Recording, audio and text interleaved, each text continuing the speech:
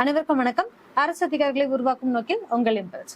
So 2025 அப்படிங்கிற title ஃப்ரீயாக class and test provide பண்ணிட்டு இருக்கோம். ஸோ அதில் நம்ம இப்போ 12th ஹிஸ்ட்ரி பார்த்துட்டு இருக்கோம். ஸோ 12th ஹிஸ்ட்ரியில் 5th லெசன் நம்ம பார்த்துட்டு இருக்கோம். ஓகேங்களா? ஸோ இதுக்கு முன்னாடி இருக்க வீடியோஸ்ல இது வரைக்கும் பார்த்துருக்கோம் அப்படின்னு சொல்லி பார்த்தோம்னா பகத்சிங்கோட குண்டு வெடிப்பு வரைக்கும் நம்ம பார்த்துருக்கோம். சரிங்களா? ஸோ இந்த வீடியோவில் லாகூர் சதி வழக்குல இருந்து பார்க்கலாம். ஸோ லாகூர் சதி வழக்கு அப்படிங்கிறது என்னவா இருக்கு அப்படின்னு சொல்லி பார்த்தோம்னா, ஸோ முதல்ல நம்ம சொல்லியிருப்போம், அதாவது சாண்டர்சனை கொலை செய்யறதுக்காகன்னு சொல்லிட்டு ஃபர்ஸ்ட் வந்து அந்த குண்டு வீச்சு நடந்திருக்கும். ஸோ அதை வந்து முதல் லாகூர் சதி வழக்கு அப்படின்னு சொல்லி எடுத்திருப்பாங்க. ஸோ அங்கே இருக்கக்கூடிய வேற ஒருத்தவங்க மேல மாத்தி போட்டிருப்பாங்க, அது எல்லாமே. ஸோ இப்போ இதே மாதிரி இன்னொரு சதி வழக்கு, இதை வந்து லாகூருடைய 2வது சதி வழக்கு அப்படின்னு சொல்லியிருப்பாங்க. ஓகேங்களா? ஸோ அது என்ன அப்படின்னு சொல்லி பார்த்தோம் அப்படின்னா, ராஜகுரு, சுகதேவ், ஜதீந்திரநாத் தாஸ் இவங்க 3 பேரும் இவங்களோட சேர்ந்து பகத்சிங். ஓகேங்களா? ஸோ இவங்களோட 21 பேரும் கைது செய்யப்படுறாங்க. ஓகேங்களா? இது எதுக்காக அப்படின்னு சொல்லி பார்த்தோம் அப்படின்னா, ஒரு குண்டு வெடிப்பு வந்து தவறா வந்து அவங்க வீசிடுவாங்க. ஓகேங்களா? ஸோ வேற ஒருத்தவங்க மேல டார்கெட் பண்ணியிருப்பாங்க. ஆனா சாண்டர்ஸ் அப்படிங்கிறது கொலை செய்யப்பட்டிருப்பாரு. ஸோ வேற யார் அப்படின்னு சொல்லி பார்த்தோம்னா ஜேம்ஸ் ஸ்காட். ஸோ பின்னாடி இருக்கும். ஸோ அவங்களுக்காகன்னு சொல்லிட்டு ஸோ இந்த இடத்துல தான் ஜேம்ஸ் ஏ ஸ்காட்டுக்கு பதிலாக என்ன பண்ணிருப்பாங்க அப்படின்னு சொல்லி பார்த்தோம்னா சாண்டர்ஸ் வந்து பலியாக்கி இருப்பாங்க. ஓகேங்களா? ஸோ இதனால என்ன பண்ணிருப்பாங்க அப்படின்னு சொல்லி பார்த்தோம்னா, இதான் இவங்களுடைய நடவடிக்கைகள் அப்படிங்கிறது பார்த்தோம் அப்படின்னா ஒரு புரட்சிகர தேசியவாத நடவடிக்கைகள் அப்படிங்கிறத சொல்லியிருப்பாங்க. ஸோ பகத்சிங் வந்து என்ன பண்ணிருப்பார் அப்படின்னு சொல்லி பார்த்தோம்னா, தீவிர தேசியவாதிகள் அப்படிங்கக்கூடியது எல்லாத்தையுமே தாண்டி அவர் ரொம்ப வந்து அவருடைய எல்லாமே ரொம்ப ஃபியர்ஸ்ஃபுல்லா இருக்கும் அப்படிங்கிறத நம்ம பார்த்திருப்போம். ரைட்? ஸோ அந்த மாதிரி வந்து தவறுதெல்லாம் வந்து ஒருத்தவங்களை கொலை செஞ்சிருப்பாங்க. ஸோ இதைதான் வந்து என்ன சொல்றாங்க அப்படின்னா, சாண்டர்ஸ் கொலை தொடர்பான விசாரணைக்கு இவங்க ஆளாக்கப்படுறாங்க. இதுதான் வந்து 2வது லாகூர் சதி வழக்கு அப்படின்னு சொல்லி பார்த்திருப்போம். ஓகேங்களா? ஸோ ஃபர்ஸ்ட் நம்ம மீரட் சதி வழக்கு பார்த்திருப்போம், கான்பூர் சதி வழக்கு பார்த்திருப்போம். இதெல்லாம் வந்து என்ன அப்படின்னா கம்யூனிஸ்ட் வந்து அரெஸ்ட் பண்ணிருப்பாங்க அப்படிங்கிறது மட்டும் தான் இருக்கும். ஸோ லாகூர் சதி வழக்கு அப்படிங்கிறது வந்து குண்டு வீசுறது வந்து லாகூர் சதி வழக்கு அப்படின்னு சொல்லுவாங்க. ஸோ இவங்க மேல வந்து சட்டமன்றத்து மேல வந்து அது யாருக்கும் எந்த பாதிப்பும் இருந்திருக்காது. பட் அவங்கன்னு சொல்லி ஒரு பிளான் பண்ணி இந்த ஒரு நாளை தேர்ந்தெடுத்திருப்பாங்க அப்படிங்கறத வந்து அவங்க கன்சிடர் பண்ணிருப்பாங்க. சரிங்களா? சோ அப்படிதான் இதுவும் சொல்லியிருப்பாங்க. அப்போ சிறையில் மோசமான நிலைமைகள், பாரபட்சமான நடவடிக்கைகள், இது எல்லாத்தையுமே அப்போஸ் பண்ணி என்ன பண்ணிருப்பாரு அப்படின்னு சொல்லி பார்த்தோம்னா, இதுல அரெஸ்ட் ஆன ஜதீந்திர தாஸ் அப்படிங்கிறவரு ஜெயிலே வந்து உண்ணாவிரதம் இருந்திருப்பாங்க. இந்த மாதிரி எங்களை மோசமா ட்ரீட் பண்றாங்க, எங்களால முடியல அப்படின்னு சொல்லிட்டு உண்ணாவிரதம் இருந்திருப்பாரு. அப்படி உண்ணாவிரதம் இருந்து 64 நாளுக்கு அப்புறம் அவர் அங்கே இறந்தும் போயிருப்பாரு. ஓகேங்களா? சோ லாகூர் சதி வழக்குடைய விசாரணைகள் முடியும் வரைக்கும் குண்டுவீச்சு வழக்குடைய தீர்ப்பு ஒத்திவைக்கப்பட்டிருந்துச்சு. சோ எதுக்காக, என்ன ரீசனுக்காக அப்படிங்கிறது எதுவுமே இல்லாம அந்த தீர்ப்பை வந்து ஒத்தி வச்சுக்கிட்டே இருந்தாங்க அப்படிங்கறதையும் இதுல சொல்லியிருப்பாங்க. இந்த டைம்ல தான் பகத்சிங், ராஜகுரு, சுக்தேவ் ஆகியோருக்கு 1930 அக்டோபர் 7 அன்று மரண தண்டனை விதிக்கப்பட்டது. ஸோ இந்த டைம்ல தான் வந்து பார்த்தோம் அப்படின்னா இவங்களுக்கு ஃபைனலி என்ன ஒரு கொடுமையான தண்டனை அப்படிங்கறத சொல்லியிருப்பாங்களா. ஸோ கடைசியில் என்ன பண்ணிருப்பாங்க அப்படின்னா மரண தண்டனை அப்படிங்கறத விதிச்சிருப்பாங்க. ஓகேங்களா? ஸோ தேசத்தோட விடுதலைக்காக எந்த ஒரு இடத்துலயுமே அந்த அதாவது மரணத்தை அவரை வந்து தூக்கில போட அந்த டைம்ல கூட அவர் என்ன பண்ணிருப்பாருன்னா ஒரு கடிதம் எழுதியிருப்பாரு. அதுல என்ன சொல்லியிருப்பாரு அப்படின்னு சொல்லி பார்த்தோன்னா, முதலாளித்துவமும் ஏகாதிபத்தியமும் இவங்களுடைய நாட்கள் வந்து எண்ணப்பட்டு இருக்கு. ஓகேங்களா? ஸோ நீங்க ரொம்ப நாள் வந்து எங்களை வந்து ரூல் பண்ண முடியாது, இது எல்லாத்தையுமே வந்து நாங்க கவுண்ட் ஆன் பண்ணிக்கிட்டு இருக்கோம். ஸோ சீக்கிரமா நீங்க எங்களுக்கான விடுதலையை கொடுத்தே ஆகணும் அப்படின்னு சொல்லியிருப்பாங்க. அது மட்டும் இல்லாம புரட்சி அப்படிங்கிறது வந்து நாங்க மட்டும் இது எங்களோட தொடங்கினதும் கிடையாது, எங்களோட முடிய போறதும் கிடையாது. ஸோ இதுக்கு மேல இது கண்டினியூ ஆகிக்கிட்டே இருக்கும். நாங்க போர் தொடுக்கறதுனால போர்க்கைதிகள்னு சொல்றீங்க, அதனால எங்களை தூக்கில போடாதீங்க, சுட்டு கொள்ளுங்க அப்படின்னு சொல்லிட்டு ரொம்ப வீரமா சொல்லியிருப்பாரு. அது மட்டும் இல்லாம பகத்சிங்கும் அவர்கிட்ட இந்த தேசபக்தர்களையும் புரட்சிகர தேசியவாதிகள் அப்படின்னு சொல்லி சிலர் குறிப்பிட்டிருக்காங்க. அது கண்டிப்பா தப்பு, அது அப்படி கிடையாது. வரலாற்று புகழ்பெற்ற தவறான கருத்துக்கோளாகும். வரலாற்று புகழ்பெற்ற பகத்சிங் வந்து பிற புரட்சிகர தேசியவாதிகளிடமிருந்து அவருடைய குழுவினர் எந்த விதம் வேறுபடுகின்றனர் அப்படிங்கக்கூடிய விளக்கம் அளிச்சிருக்காங்க. என்ன அப்படின்னா, புரட்சி அப்படிங்கிறது வெறும் குண்டு எறிதலாவோ இல்ல கைதுப்பாக்கியால சொல்றதோ கிடையாது. புரட்சி என்பது மனித குலத்தினுடைய பிரிக்க முடியாத உரிமை அப்படிங்கறத அவர் சொல்றாரு. ஓகேங்களா? சோ சுதந்திரம் என்பது அனைவருடைய அழியாத பிறப்புரிமை. சோ அதை வந்து நாங்க அடைஞ்சே தீர்வோம். சுதந்திரம் அப்படிங்கிறது எனது உரிமை, அதை அடைந்தே தீர்வேன் அப்படின்னு சொல்லி திலகர் சொல்லியிருப்பாரு. ஓகேங்களா? பிறப்புரிமை அதை அடைந்தே தீர்வேன் என்று திலகர் சொல்லியிருப்பாரு. அதுவே இவரும் சொல்லியிருப்பாரு. இது எல்லாமே அவர் வந்து தூக்கில போடுறதுக்கு முன்னாடி அவருடைய கடிதங்கள் மூலியமாவும் எங்களை இந்த மாதிரிதான் நாங்க வேறுபடுத்திட்டோம் அப்படிங்கிறதையும் இந்த உலகத்துக்கு தெரிவிச்சுட்டு அவர் போயிருந்திருப்பாங்க. சரிங்களா? சோ முதல்ல சொல்லியிருப்போம், பகத்சிங் அப்படின்னாலே நம்மளுக்கு இன்குலாப் ஜிந்தாபாத் அப்படின்னு சொல்லதான் இருக்கும், புரட்சி ஓங்குக அப்படிங்கறத அவர் சொல்லியிருப்பாங்க அப்படிங்கறத நம்ம பார்த்திருப்போம். சோ அது இதெல்லாம் கொடுத்திருக்காங்க. ஓகேங்களா? அப்போ உழைப்பாளிகள் அப்படிங்கிறவங்க வேற யாருமே கிடையாது, சமூகத்தினுடைய உண்மையான ஆதரவாளர்கள் அவங்க. சோ அவங்கள தீவிரவாதிகளாவோ தேசியவாதிகளோ வந்து சித்தரிக்க வேணாம் அப்படிங்கறதையும் சொல்லியிருப்பாங்க. ஓகேங்களா? இந்த புரட்சியோட பலிப்பிடத்துல நான் மாபெரும் லட்சத்துக்காக அளிக்கும் எந்த தியாகமுமே அதுக்கு முன்னாடி பெருத்து கிடையாது, உழைப்பாளிகள் தான் அவங்களோட டார்கெட் தான் ரொம்ப முக்கியம் அப்படிங்கறதையுமே இவர் சொல்லியிருப்பாரு. சரிங்களா? சோ இதுதான் இவருடைய கருத்துக்கள். என்ன சொல்லியிருக்காரு அப்படின்னா, இவருடைய புரட்சிகளும் சரி, இவருடைய வாதங்கள், இவருடைய கருத்துக்கள் எல்லாமே வெறும் ஒரு ஒரு கலவரத்தை உண்டு பண்றது அப்படிங்கிறது அவருடைய நோக்கம் கிடையாது. அவங்களுடைய நோக்கம் அப்படிங்கிறது ரொம்ப தெளிவான ஒரு செயலா இருந்திருக்கு. சோ அந்த இடங்கள்ல அவருக்கு வேணுங்கக்கூடிய இடத்த வந்து அவங்க வந்து என்னென்ன செய்யணுமோ அப்படின்ற மாதிரி அவங்க எடுத்துக்கிட்டாங்க. சோ அது எப்படி இருந்துச்சு அப்படின்னு சொல்லி பார்த்தோம்னா, மேக்ஸிமம் யாரையும் கொல்றதோ இல்ல அவங்களை வந்து பாடுபடுத்தணும் புண்படுத்தணும் அப்படிங்கிறது இவங்களுடைய நோக்கமா இல்ல. இவங்களோட தீர்மானங்களும் இவங்களுடைய கோரிக்கைகளும் பிரிட்டிஷருக்கு போய் தெளிவா போய் சேரணும் அப்படிங்கிறது மட்டும்தான் அவங்களோட ஒரு முக்கியமான நோக்கமா இருந்துச்சு. ஓகேங்களா? அப்போ இந்த அப்படிங்கும் போது சோ இது எல்லாமே சொல்லியிருப்பாரு. எப்போ அப்படின்னா விசாரிக்கும் போது நீதிமன்றத்துல அவர் சொல்லியிருப்பார். யாரு? பகத்சிங் சொல்லியிருப்பார். சரிங்களா? சோ இதனை உணர்த்தும் விதமாக அவர்களது தரப்பு அறிக்கையை விடுவித்த பின்பு இது எல்லாமே அவங்க சைட்ல அவங்க சட்டலாம் சொல்லி முடிச்சதுக்கு அப்புறம் புரட்சி ஓங்குக, அதாவது இன்குலாப் ஜிந்தாபாத் அப்படின்னு சொல்லி முழக்கமிட்டிருப்பாங்க. ஓகேங்களா? சோ இதுதான் அவங்கள வந்து தூக்குல போடுறதுக்கு முன்னாடியுமே அவங்க இன்குலாப் ஜிந்தாபாத் அப்படிங்கறதான் சொல்லியிருப்பாங்க.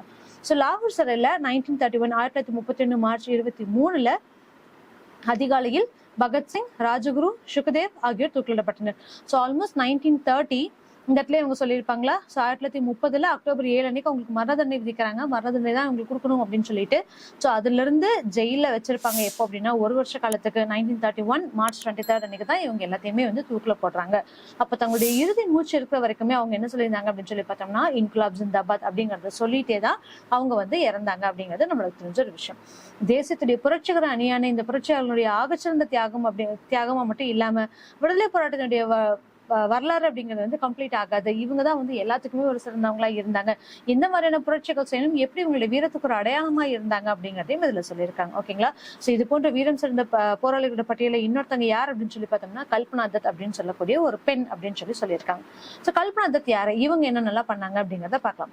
சோ அதுக்கு முன்னாடி இந்த சாண்டர்ஸ் கொலை வழக்கு அப்படிங்கிறது இவங்க எப்படி இவங்க இனிஷியேட் பண்ணிட்டாங்க, எப்படி இவங்க இன்க்ளூட் பண்ணிட்டாங்க அப்படிங்கிற விஷயத்தை இதுல கொடுத்திருக்காங்க. சோ அப்படி பார்த்தோம்னா, ஹிந்துஸ்தான் சோசியலிஸ்ட் ரிபப்ளிகேஷன் அசோசியேஷன் அப்படிங்கிறது சோ முதல்ல பார்த்திருப்போம். இது வந்து பகத்சிங் வந்து தலைவரா இருந்தாங்க. அவங்களே 4 ஃப்ரெண்ட் ராஜகுரு, சுக்தேவ் இவங்க எல்லாருமே வந்து இதுல இறந்திருப்பாங்க அப்படிங்கிறதையும் பார்த்திருப்போம். இவங்க எல்லாம் சேர்ந்துதான் வந்து இதை ஓபன் பண்ணிருப்பாங்க அப்படிங்கிறத பார்த்திருப்போம். அதுக்கு முன்னாடி ஹிந்துஸ்தான் ரிபப்ளிகேஷன் அசோசியேஷன் அப்படிங்கிற வார்த்தை இருந்துச்சு. இந்த சோசியலிஸ்ட் அப்படிங்கிறது ரஷ்ய புரட்சி மூலியமா இவங்க இன்ஸ்பயர் ஆகி இவங்களுடைய இடத்துக்கு வந்து சோசியலிஸ்ட் அப்படிங்கக்கூடிய வேர்டை ஆட் பண்ணாங்க அப்படிங்கிறது எல்லாமே நம்ம போன வீடியோஸ்ல பார்த்திருப்போம். ரைட்? சோ இப்ப என்ன சொல்றாங்க அப்படின்னா, முதலாளித்துவ ஏகாதிபத்திய அரசை தூக்கி எறிந்து புரட்சி ஒன்றின் மூலியமா ஒரு சோசியலிச சமூகத்தை நிலைநாட்டுறதா இதுடைய குறிக்கோளா இருந்துச்சு. அதனாலதான் ஹிந்துஸ்தான் ரிபப்ளிக் அசோசியேஷன் அப்படிங்கறத சோசியலிஸ்ட் ரிபப்ளிக் அசோசியேஷன் அப்படிங்கிற பேரை கூட மாத்தினாங்க. சோ எல்லாத்துலயுமே சமத்துவம் அப்படிங்கிறது வேணும் அப்படிங்கறதுதான் வந்து இவங்க கொண்டு வந்தக்கூடிய ஒரு முதல் விஷயமா இருந்துச்சு. ஓகேங்களா? இப்படிதான் இந்த ஹிந்துஸ்தான் சோசியலிஸ்ட் ரிபப்ளிகன் அசோசியேஷன் வந்து லாகூர்ல சாண்டர்ஸனை கொன்றது. இந்த மாதிரியான நிறைய விஷயங்களை சாண்டர்ஸ் கொள்றதா இருக்கட்டும், குண்டு வீசுறதா இருக்கட்டும், அடுத்து அவங்களுக்கு போர்க்கைதிகளை விடுவிக்கிறதா இருக்கட்டும், இவங்களோட புரட்சிகளை சொல்றதா இருக்கட்டும், இது எல்லாத்துலயுமே வந்து இவங்க பார்ட்டிசிபேட் பண்ணாங்க அப்படிங்கறது சொல்றாங்க. சோ அதுல முக்கிய பங்கு அப்படின்னு சொல்லி பார்த்தோம்னா ஹிந்துஸ்தான் சோசியலிஸ்ட் ரிபப்ளிக் அசோசியேஷனுடைய சார்ந்தவங்க அப்படிங்கறதையும் இதுல சொல்லியிருக்காங்க. ஓகேங்களா? அப்ப 1928 டிசம்பர் மாசத்துல லாலா லஜபத் ராய் மீது கொடுந்தாக்குதல் நடத்தியதற்கும் அதை தொடர்ந்து ராயினுடைய மரணத்திற்கும் பொறுப்பான லாகூர் காவல்துறை கண்காணிப்பாளர் ஜேம்ஸ் ஏ ஸ்காட் தான் வந்து பார்த்தோம் அப்படின்னு சொல்லி பார்த்தோம்னா லாலா லஜபத் ராயை கொன்றுப்பாரு. சோ ஒரு போர் நடந்திருக்கும். அந்த இடத்துல வந்து சம்பந்தமே இல்லாம அவருடைய லத்தியால ஓங்கி அடிச்சிருப்பாரு. இதனால லாலா லஜபத் ராய் வந்து இறந்திருப்பாங்க அப்படிங்கிறது நமக்கு தெரிஞ்ச விஷயம். சோ அதுக்கு பழி வாங்கக்கூடியதான். சோ இதனாலதான் என்ன பண்ணிருப்பாங்க, தீவிர தேசியவாதிகள் அதோட அழிஞ்சிருப்பாங்க அப்படிங்கிறது எல்லாமே நம்ம பார்த்திருப்போம் இல்லையா? சோ அதுக்கப்புறம் யாருமே உங்களை லீட் பண்றது கிடையாது. அதுக்கப்புறம் தான் புரட்சியாளர்கள் தொடங்க ஆரம்பிச்சாங்க அப்படிங்கிறது நம்ம பார்த்திருப்போம். சோ அதுக்கு பழி வாங்கறதுக்காக ஜேம்ஸ் எஸ் ஸ்காட் இவரை வந்து கொல்றதுக்கு பதிலா என்ன பண்ணிட்டாங்க அப்படின்னா சாண்டர்ஸை தவறுதலா கொண்டுட்டாங்க அப்படிங்கறத இருக்கக்கூடிய நம்ம சொல்ல விஷயம். சோ 1929 டிசம்பர்ல இர்வின் பிரபு எப்ப இருந்திருப்பார் அப்படின்னு சொல்லி பார்த்தோம்னா 1926-31 கவர்னர் ஜெனரலா வைஸ்ராயா இருந்திருப்பாங்க. அப்ப 1929 டிசம்பர்ல இர்வின் பிரபு பயணம் செய்து கொண்டிருந்த ரயிலை கொளுத்தக்கூடிய முயற்சியிலுமே இவங்க ஈடுபடுறாங்க. சோ இவங்க ஈடுபடுறது எல்லாமே வந்து கலவரமா இருந்தாலும் அங்க இருக்கக்கூடிய பிரிட்டிஷரை அழிக்கணும் அப்படிங்கறத இவங்களுடைய ஒரு முக்கியமான நோக்கமா இருந்துச்சு. 1930ஆம் ஆண்டில் பஞ்சாப்லும் உத்தரப்பிரதேசத்திலும் இது போன்ற எண்ணற்ற நடவடிக்கைகள் மேற்கொள்ளப்பட்டுச்சு அப்படிங்கறத சொல்றாங்க. சோ அது அவங்களுடைய கோட்டை, அங்கதான் அவங்க பிறந்தாங்க அப்படின்னு சொல்லக்கூடிய ஒரு இடமா இருந்துச்சு. அதனால அங்க புரட்சிகள் அப்படின்னு சொல்லி பார்த்தோம்னா இன்னுமே அதிகமா இருந்தது அப்படிங்கறதையும் நம்மளுக்கு தெரிஞ்சிருக்காங்க. ஓகேங்களா? சோ அதுதான் இங்க சொல்லியிருக்கக்கூடிய ஒரு விஷயம். இப்போ கல்பனா தத் யாரு, கல்பனா தத்துடைய பங்கு என்ன அப்படின்னு சொல்லி பார்த்தோம்னா ஒரு வீரம் சிறந்த பெண் அப்படின்னு சொல்லக்கூடிய அளவுக்கு இல்ல.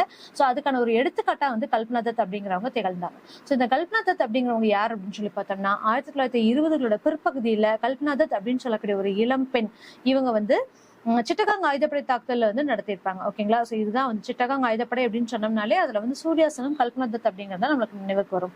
சோ அதுல ரொம்ப முக்கியம் கல்பனா தத். ஓகேங்களா? சோ இவங்க என்ன பண்ணாங்க அப்படின்னா இவங்க ஒரு பெண்ணா இருந்தாலும் எல்லாத்துடைய மனசுலயும் வந்து அந்த நாட்டுப்பற்றை வந்து விதை தூவுனாங்க அப்படிங்கறத நம்ம சொல்ல முடியும்.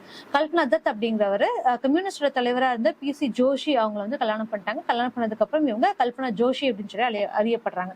ஸோ மேக்ஸிமம் எல்லாத்துக்கும் உங்களுக்கு கல்பனா தத்தா மட்டும் தான் தெரியும். ஓகேங்களா? கல்பனா தத்துடைய வீரத்தை தெரிஞ்சுக்கணும் அப்படின்னு சொல்லி பார்த்தோம்னா அவங்கள மாதிரியே வந்து நிறைய இந்த தேசத்தை புரட்சிக்கிற தன்மையை வந்து தெரிஞ்சுக்கணும் அப்படிங்கறத சொல்றாங்க. ஸோ அவங்கள மாதிரி எண்ணற்ற வீரர்கள் வந்து இவங்களுக்காக சொல்லி பார்ட்டிசிபேட் பண்ண ஆரம்பிச்சாங்க. வெறும் ஆண்கள் மட்டுமே இருந்த ஒரு சமூகத்துல ஒரு பெண் துணிச்சலா நின்று இவ்வளவு பெரிய விஷயங்கள் பண்றது அப்படிங்கிறது ரொம்ப ஒரு சாதாரணமான விஷயம் கிடையாது. ஓகேங்களா?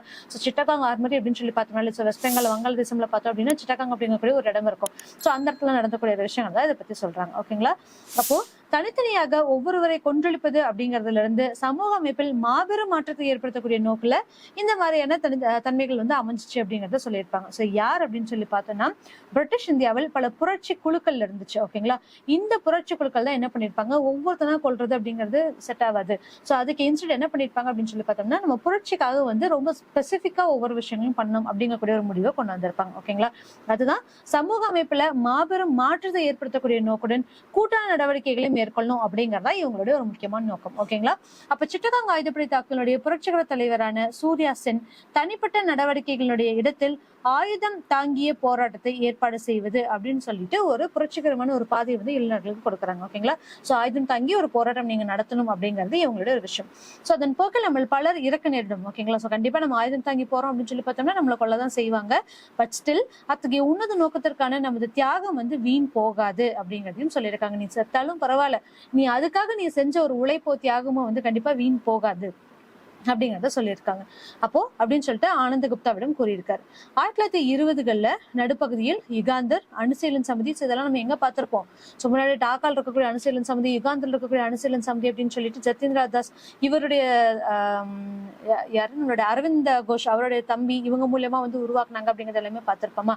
ஸோ அதுல யுகாந்தர் அணுசீலன் சமிதி போன்ற புரட்சிகர குழுக்கள் தேக்கமடைந்து விட அவற்றிலிருந்து புதிய குழுக்கள் தோன்றுச்சு. ஸோ அவங்களுடைய இதுவுமே வந்து கம்மியாயிட்டே போச்சு. அதெல்லாம் நம்ம பார்த்திருப்போம். அவங்க இருந்ததுக்கு அப்புறமா வந்து பார்த்தோம் அப்படின்னா அந்த சமுதாயம் எல்லாமே வந்து அதோட ஒரு ஸ்பெஷலைஸ் வந்து இருந்திருக்காது அப்படிங்கிறது சொல்லியிருக்கோம். சோ அப்படி இருக்கும்போது அதுல இருந்து புதுசா குழுக்கள் வந்து தோன்ற ஆரம்பிக்குது.